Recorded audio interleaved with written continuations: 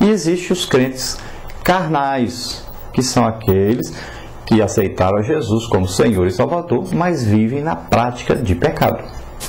E é o que existia então em Corinto.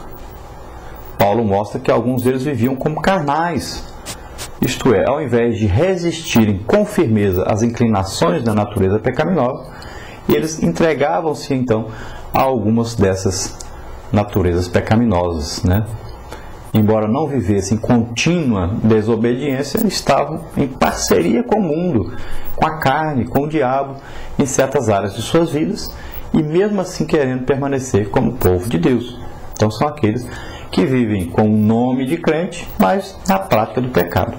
Essas pessoas servem mais para afastar as pessoas de Cristo, para impedir as pessoas de aceitar Jesus como Senhor e Salvador, do que para trabalhar pelo Evangelho e para o Evangelho. Então nós vamos ver qual a figura desse crente carnal então. Embora esses crentes de Corinto não vivessem total carnalidade e rebeldia, nem praticassem grave imoralidade e iniquidade, que os separava do reino de Deus, estavam então vivendo de tal maneira que já não cresciam na graça e agiam como recém-convertidos, sem divisar o pleno alcance da salvação em Cristo. A carnalidade deles então era vista na inveja, contendas, né?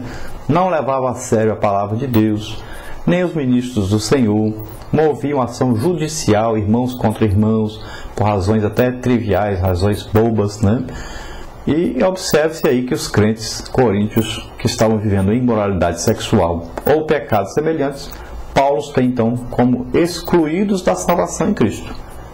Então veja bem que é diferente. Aqueles que viviam uma imoralidade sexual ou pecados semelhantes, pecados considerados gravíssimos, Paulo os considerava já como excluídos da salvação. E quem não estava excluído, ele disse que era para excluir, para entregar para Satanás. Agora, aqueles que estavam na prática de pecados normais, no dia a dia, sem combater esses pecados, sem evitar, sem tentar parar de pecar, ele ainda estava escrevendo para eles se arrependerem, se voltarem para Deus, para consertarem suas vidas, porque senão, cada dia aumentar mais.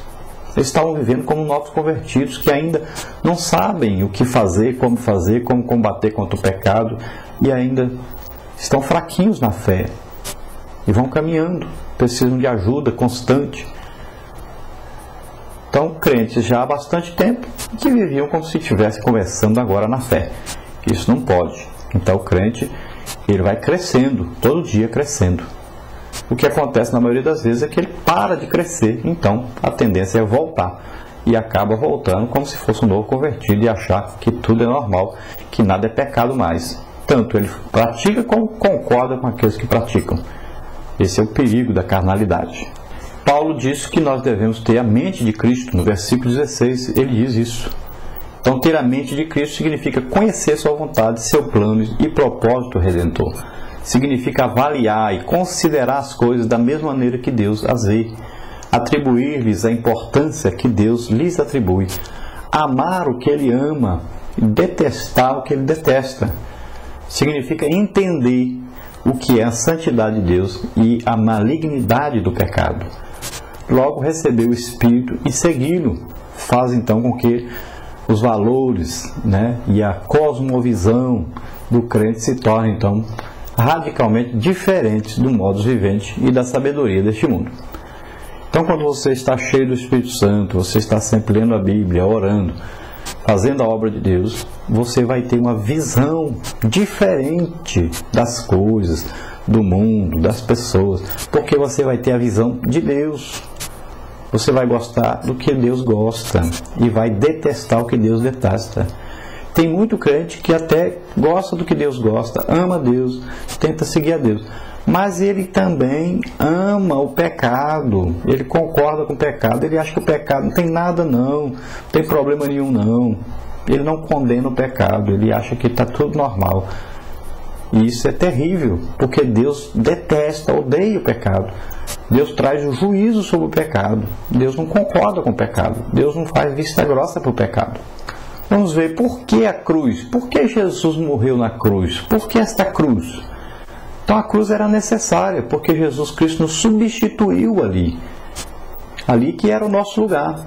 Ele morreu por nossos pecados e a nossa morte em nosso lugar. Levou sobre si os nossos pecados, doenças, iniquidades.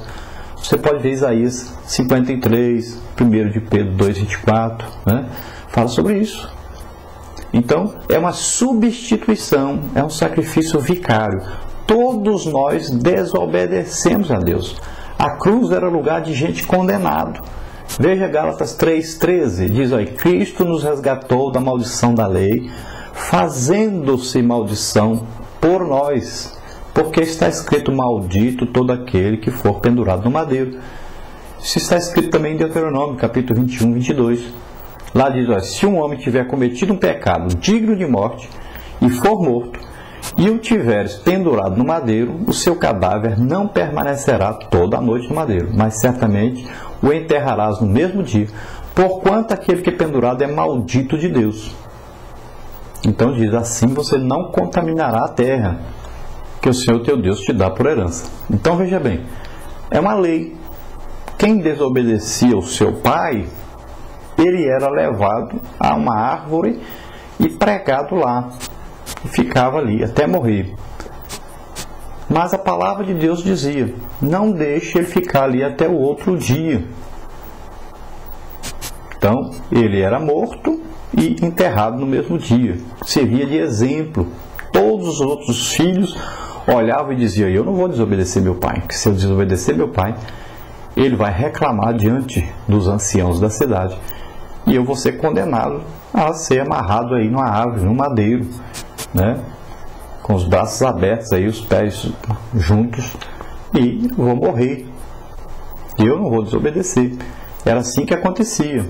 Aqueles filhos, os filhos rebeldes, né, que não obedeciam de jeito nenhum seus pais, eram condenados a isso.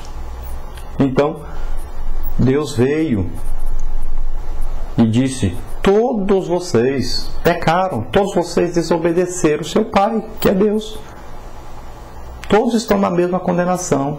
Todos fomos rebeldes a Deus. Todos desobedecemos a Deus, que é o nosso pai. Nós merecíamos morrer na cruz. Todos nós merecíamos. O que Deus fez? Enviou o seu Filho Jesus para dar a vida em nosso lugar. O seu Filho que nunca pecou. Veio ao mundo, viveu como homem, nunca pecou. Mas ele levou sobre ele os nossos pecados. E recebeu sobre ele a nossa condenação. E entrou ali na cruz, foi pregado na cruz, levantado na cruz, colocado no madeiro, em nosso lugar. Nós é que tínhamos que ir para ele. Nós é que tínhamos que ir para ali. Nós é que tínhamos que morrer essa morte. Mas Jesus nos substituiu. É um sacrifício vicário, substituto, né? Está substituindo. Ao invés de eu ir para a cruz, ele foi em meu lugar, me tirou de lá, me livrou dessa morte da cruz. Para que isso? Para que eu pudesse ser salvo. Para que eu cresce nisso e fosse salvo. Então todo aquele que crê nisso, se arrepende de seus pecados, é salvo. Então a morte de Jesus foi uma expiação. O que quer dizer isso? Quer dizer, purgar, lançar fora, cobrir, remover o nosso pecado, cobrindo com o sangue do próprio Jesus. Também, a morte de Jesus na cruz aí foi uma propiciação. O que quer dizer isso? Propiciar quer dizer aplacar, acalmar a ira de Deus. Então nós podemos nos chegar agora à presença de Deus. Por quê? Porque Jesus nos substituiu. O juízo de Deus já foi em Jesus cumprido. Então agora o caminho está livre para Deus. Também o sacrifício de Jesus na cruz foi o quê? Uma substituição. Então por que isso? Porque ele nos substituiu na cruz. O Cordeiro da Páscoa substituía então o primogênito. Cristo, nossa Páscoa, morreu por nós, em nosso lugar.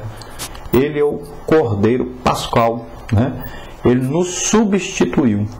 Foi um sacrifício substituto. Também a morte de Jesus foi o que para nós? Uma redenção. Quer dizer o que? Redenção. Redimir quer dizer comprar por preço algo vendido. Então, quer dizer resgatar da mão de outrem, né? Todo capítulo aí do ano do jubileu, você pode ver isso em Levítico capítulo 25, do versículo 47 ao 49, fala sobre isso. Nós fomos comprados pelo sangue de Jesus derramado na cruz do Calvário. Se o diabo disser, eu sou seu dono, você não pode fazer isso, você vai dizer, olha, tem um documento que prova que eu fui salvo. Que documento? As mãos de Jesus furadas, o peito furado, os pés furados. Está lá Jesus, um corpo, né? Ressurreto, mas está lá com as provas. Ele mostrou para Tomé. Está aqui minhas mãos furadas, meu peito, meus pés, pode olhar, pode tocar. Então é prova, é o documento que nós temos. Nós fomos salvos, fomos libertos, fomos aí perdoados de todos os pecados. Jesus nos substituiu na cruz, já pagou o preço que era